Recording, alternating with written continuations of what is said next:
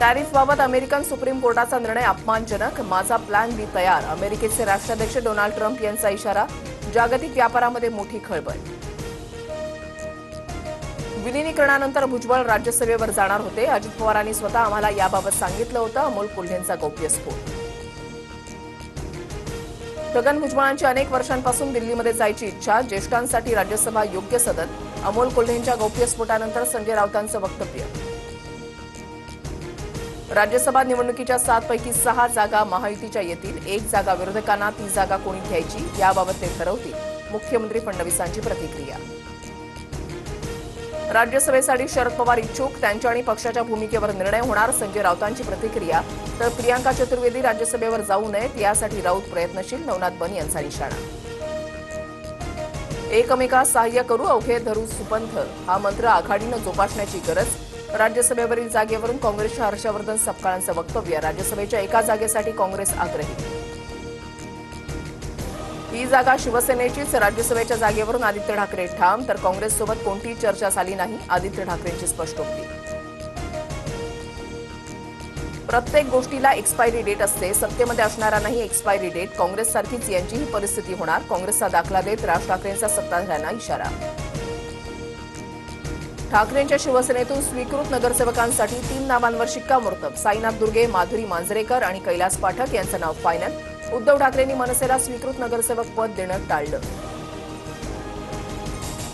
पोत्या मनाच्या प्रवृत्तीकडून स्वीकृतीची अपेक्षा बाळगू नये. व्हॉट्सअप स्टेटस ठेवत संदीप देशपांडेंची ठाकरे सेनेवर टीका. तर एकमत झालं की नाही हे देशपांडेंना माहिती आहे का? माहीत नसताना प्रतिक्रिया देणं म्हणजे उतावळेपणा. किशोरी पेडणेकरांची टीका. सोलापूर नाशिक अमरावती महापालिकेच्या पहिल्याच महासभेमध्ये गोंधळ. सोलापुरात स्वीकृत सदस्य निवडीवरून वाद.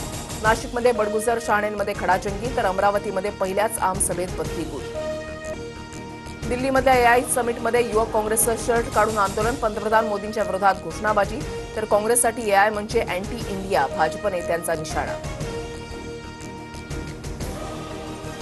मुख्यमंत्री फडणवीसांकडून काँग्रेसच्या आंदोलनाचा निषेध. एआय समिटमधील आंदोलनामुळे देशाची प्रतिमा मलिन. काँग्रेसचं मानसिक संतुलन बिघडलंय. देशाचं हित काय हेही त्यांना कळत नाही. फडणवीसांची सडकून टीका. मुंबई आणि दिल्लीमध्ये राहुल गांधींच्या विरोधात भाजपची निदर्शनं.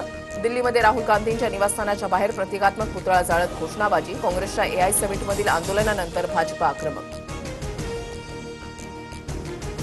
राहुल गांधी आज भिवंडी कोर्टामध्ये हजर राहणार. आरएसएस अवमान प्रकरणी आज सुनावणी. कोर्टामध्ये नवीन जामीनदार सादर करण्यात येणार. विदर्भ, मराठवाड्यासह मध्य महाराष्ट्रामध्ये 23 फेब्रुवारीनंतर पावसाची शक्यता. हवामान विभागाचा अंदाज. तर राज्यातील काही भागामध्ये ढगाळ वातावरण राहण्याची शक्यता.